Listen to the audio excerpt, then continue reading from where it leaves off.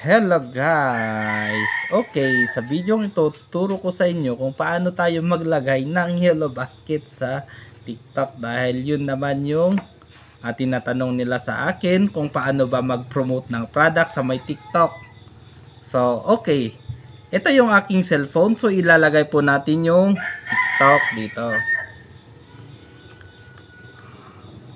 Ayan. So, ito yung TikTok. Ilalagay po natin dyan sa may screen.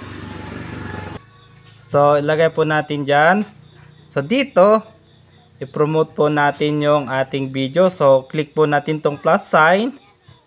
And then, yung i-promote po natin ay dapat magkatugma sa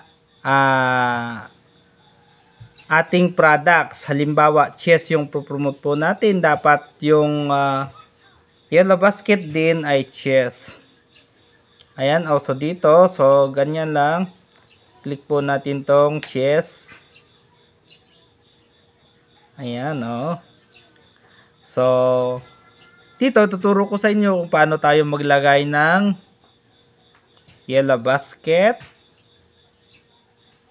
Ayan. So, dito lang sa may add link. Halimbawa, di ba ito yung ating products. I-promote. So, halimbawa, maghanap tayo dito. So, dito sa may products. Click natin products.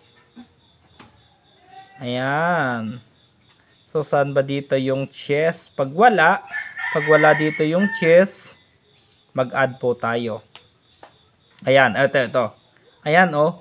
Add. So, click po natin tong add. Yan. Add. Ayan, oh. And then, automatic, i-check mo yan lang yan. Automatic mo ilalagay yung yellow basket sa inyong video. Ayan. Also, maglagay ka dito ng title. So, halimbawa.